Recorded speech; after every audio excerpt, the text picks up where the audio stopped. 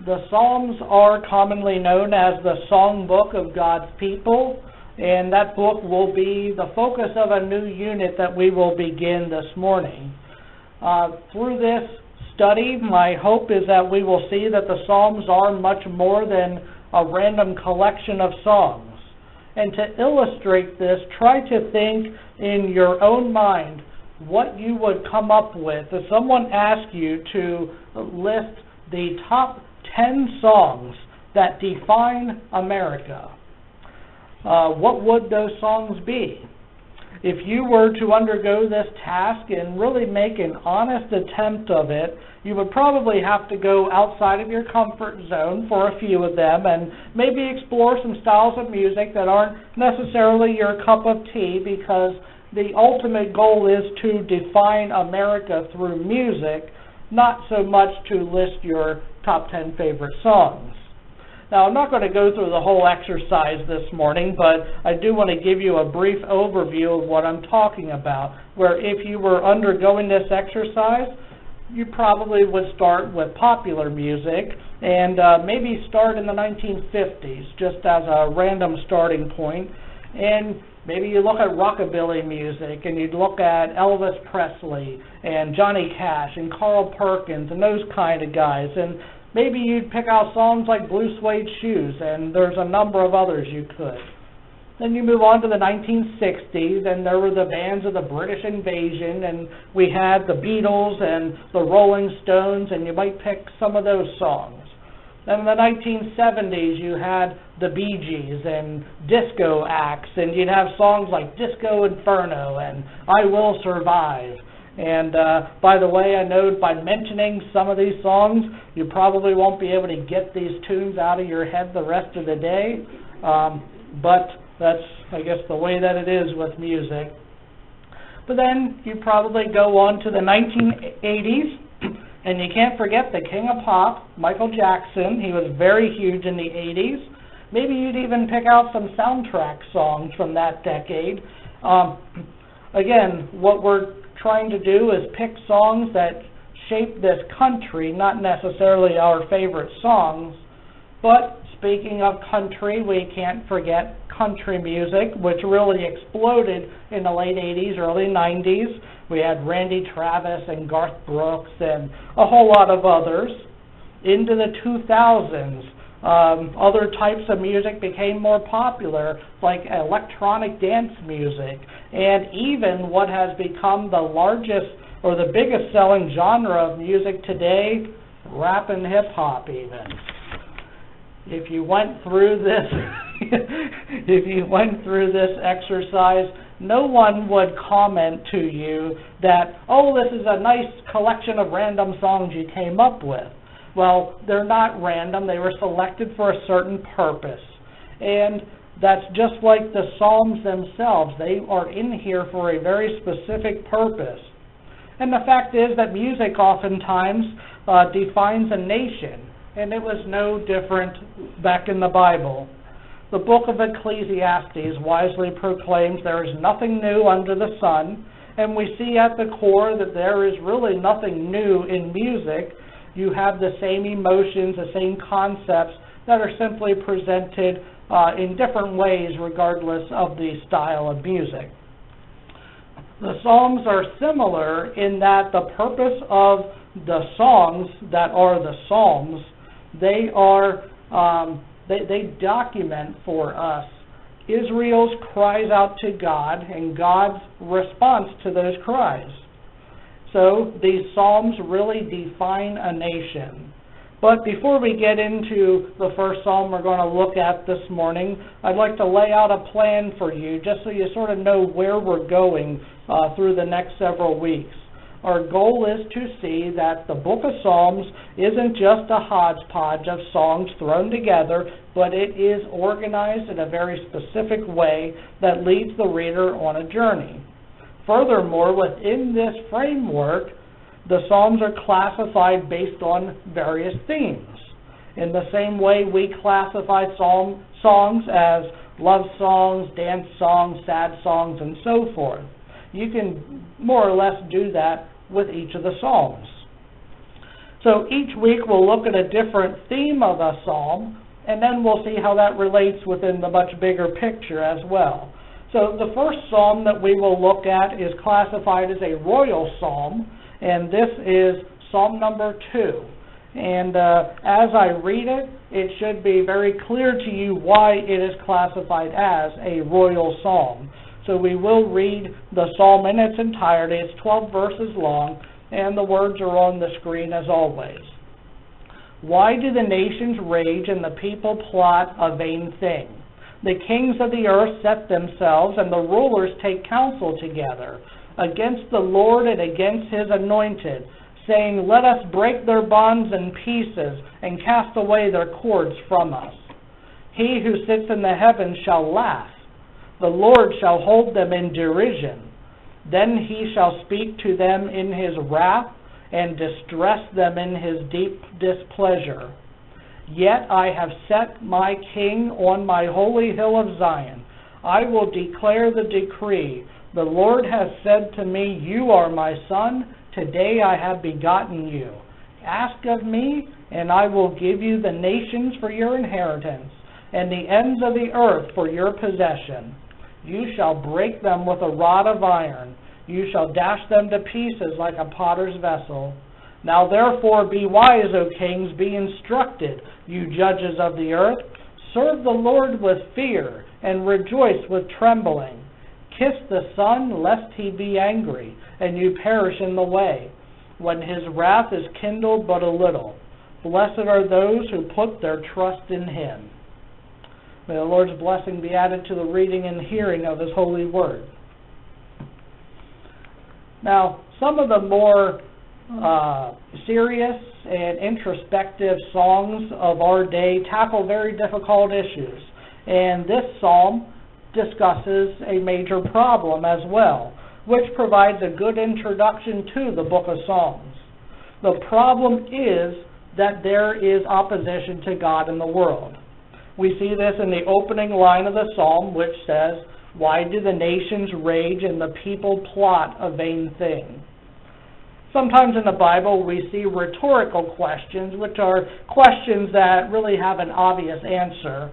But based on the context, I would suggest that that opening question in Psalm 2 is not a rhetorical question, where it doesn't really have an obvious answer, because we don't know why people oppose God in the way that they do, because by definition, God is a being who is perfectly strong, perfectly good, so he cannot be defeated. So why do people try to defeat him?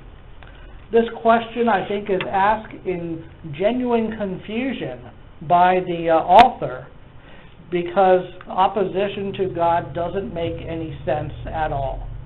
But since people can't face off against God in the flesh, people resort to attacking God by attacking his people. If we move ahead to the book of Acts, we will see that the beginning of persecution of the church.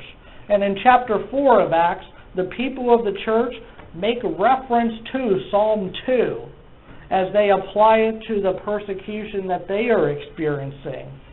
And we'll look at Acts 4, verses 23 through 31. I won't necessarily read every single word because it is sort of wordy and lengthy, but there's a lot of good stuff in there.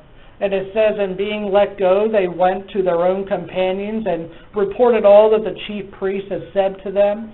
So when they heard that, they raised their voice to God with one accord and said, Lord, you are God who made heaven and earth and the sea and all that is in them, who by the mouth of your servant David have said, why did the nations rage and the people plot vain things?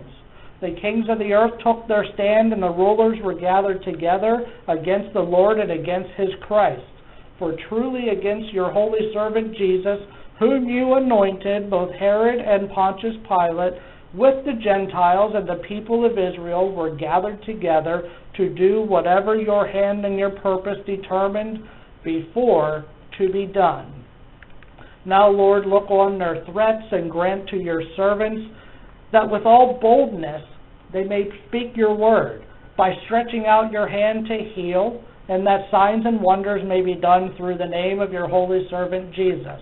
And when they had prayed, the place where they were assembled together was shaken, and they were all filled with the Holy Spirit, and they spoke the word of God with boldness.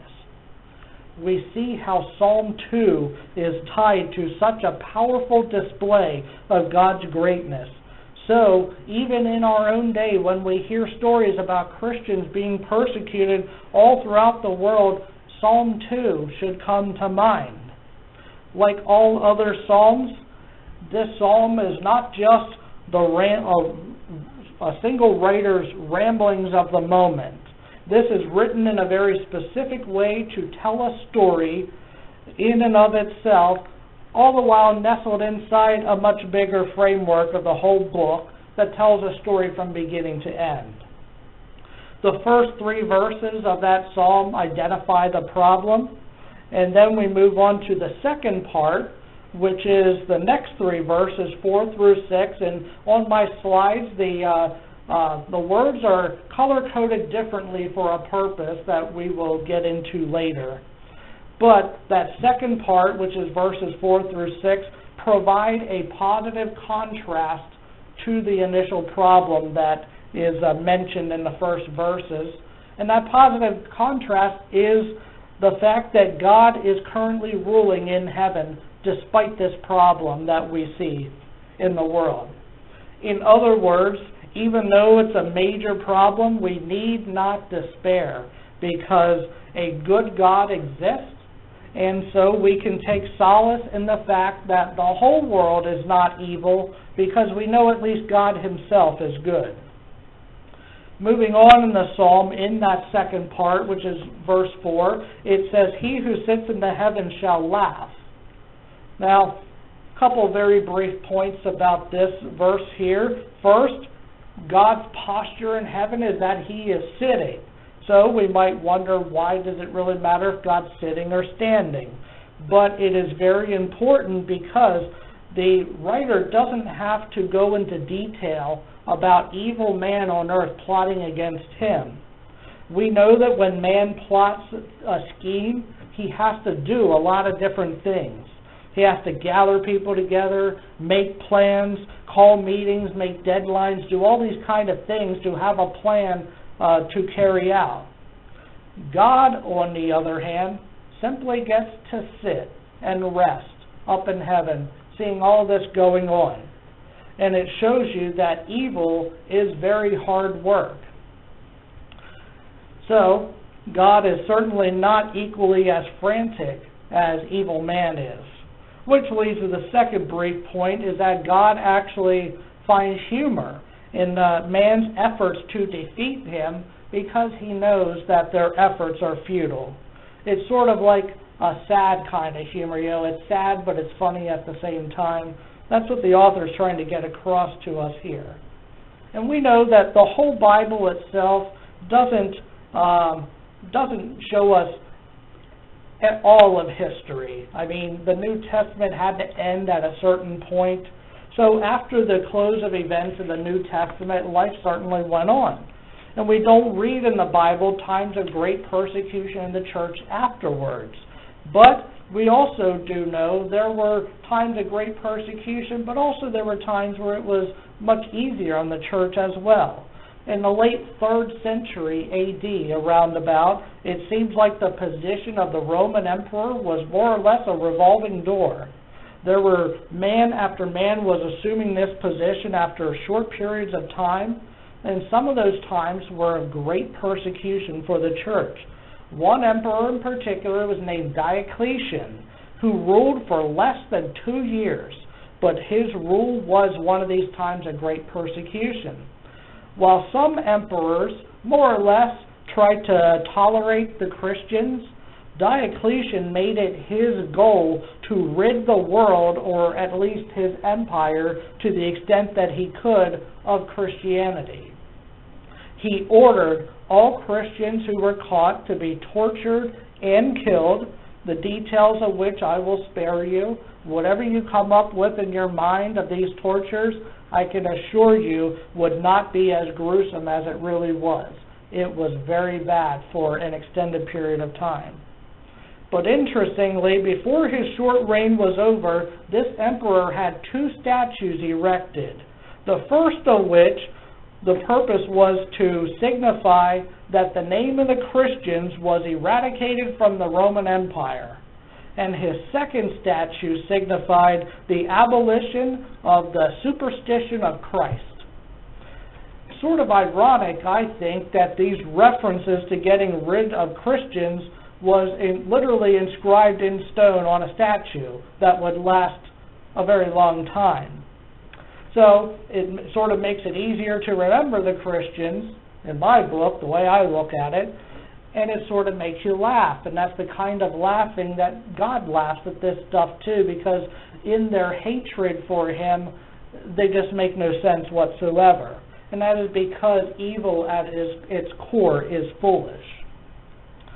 Now, that second part of the psalm, the first half, ending in the first half from verses 4 through 6, reminds us that God exists, but it doesn't end there. The next 3 verses, which comprise the third part, describe for us the action that God takes.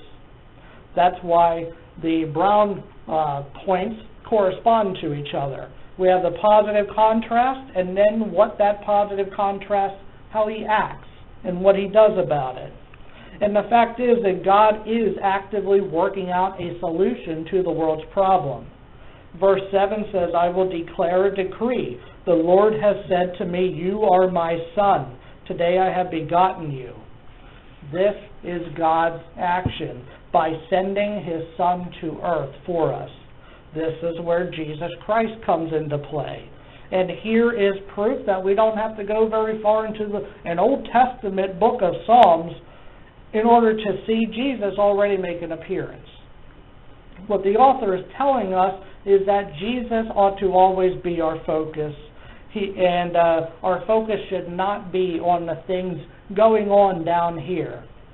The efforts of man, governmentally and otherwise, as the church,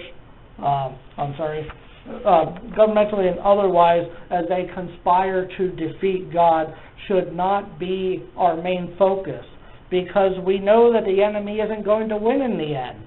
Therefore, our focus should be on the sovereignty of God. Take that Emperor Diocletian again, for example.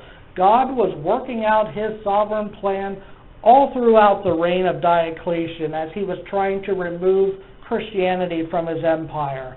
And I think this is something that can be understood a little better when you look at the martial art of judo. Okay, I'll explain what I mean by that. Admittedly, I've never done judo before, but I understand that it is designed to give the weaker party in a match a stronger position. Therefore, I sort of find it intriguing. I could maybe benefit from that. But the intent is to use your opponent's strength to your advantage. And the way it works is if I am pushing against you, one of us most likely is going to be stronger and will start pushing the other one backwards. So the weaker one who's being pushed backwards all of a sudden will reverse tactics, and instead of pushing on the other person, will all of a sudden pull. And that change in momentum and force is going to throw the stronger opponent off balance. The change in momentum is going to allow the weaker person to oftentimes lift that person off the ground and possibly throw them down, winning the match. The concepts of judo can be seen in the reign of Diocletian and others who persecuted Christians. As they opposed the Christian faith, and it kept mounting and mounting, and they were now torturing people and even killing them, many people noticed these vicious attacks on Christians didn't make any sense. They were wondering why they had to meet this group of Christians with such force. As far as they could tell, these Christians were simply obeying the law. They were helping each other out and trying to live peaceably. Similar to judo, they were able to use the force of the oppressors against themselves as the momentum against Christianity became their downfall. through a series of events, Christianity would actually become literally overnight an accepted religion in the Roman Empire due to Emperor Constantine, but that's a very long story as to how that all happened that we'll save for another day. But this was all part of God's action, which ultimately would lead to the solution to the problem, which is identified in the beginning of the psalm. This is where we see a pattern in the psalm. First, the problem is stated. Secondly, they introduce the positive counterforce to that. Then thirdly, we read that God is active in his protection of his people. And now lastly, we revisit the initial problem by providing a solution to that problem. So again, the black point 4 matches up with the black point 1. So in this way, again, they are sort of mirror images of each other. And in part 3, we saw that God had a begotten Son. So in the fourth and final part, we see that ultimately the solution is that the Son will eventually rule on earth, thus ridding the world of its initial problem, which is opposition to God. There's not a whole lot to add to this fourth point, so I will be brief about that and just say that, of course, this past week we just celebrated Christmas, which we remember the first advent of Christ, which is a very key part of this whole process that we see in Psalm 2. Then, on Good Friday and Easter Sunday, we remember Jesus' death and subsequent resurrection. The question is, where are we right now in Psalm 2? What has not happened yet is Jesus is not ruling the world as the psalmist says will happen. We're really somewhere between verse 9 and verse 10. The Messiah has come the first time, but he's not ruling forever, so we know we need to wait until his second coming in order for that to happen. So until he comes back forever to rule, the command in the psalm is for us to serve him. Service to God is the only acceptable response to God. Then, once all of his people are sealed, the Messiah will rule over the earth, and that will be the solution to the problem. This is certainly a quick overview of Psalm 2, and not all psalms are organized like this. That's why we are looking at them individually, but my hope is that we can start to see how the psalms are much more than a song book for God's people. It is that, but it's much more than that as well. As I mentioned earlier, even nowadays there are songs that are written for various purposes, and the same applies to the Psalms. Some of our modern psalms, or songs, I keep getting that confused, but our modern songs express rather simple lyrics that are easy to dance to, like the Macarena and that kind of thing. While other songs bring attention to very serious subjects like alcoholism and abuse and those kinds of things, while other songs still express universal concepts like love and faith. I hope that you can see that by looking at one psalm, we can see how some of these concepts are timeless, though. Just as Israel was crying out to God so long ago, to this day, the church is still crying out to God, why do the nations rage and the people plot a vain thing? Here in the 21st century, we at least are in a much better position than Israel was so long ago when this psalm was first written, because we know that Jesus is the Messiah who came some 2,000 years ago, which is what the writer of the psalm was yearning for at that time. However, like the Israelites, we are still waiting for his eternal kingdom, which will come after his second coming. The good news for us is that we have even more reason to trust that this is going to come to pass, because we know that every single prophecy in relation to Jesus' first coming came to pass to the T. So that's even more reason for us to believe that his second coming will occur exactly as is described in the Bible as well. So until Jesus returns, and He will then deal with the nations and the rulers and people oppose God. But we see every day virtually on the news stories about all this evil that occurs in the world. We still cannot be disheartened because we know God is still in control. And we know He is aware of all the human plots against Him. We know that God is laughing at man as he is plotting to dethrone him. And finally, we know that God has a plan to solve the problem in the world of man's rebellion against Him. And it is the eternal rule of Jesus Christ with all who believe in Him that will be the ultimate solution to this problem. Psalm 2 sort of begins as a sad song, but it quickly changes gears and it becomes a song of great hope as believers in Christ everywhere can still sing this song together. Let's bow our heads and have a word of prayer.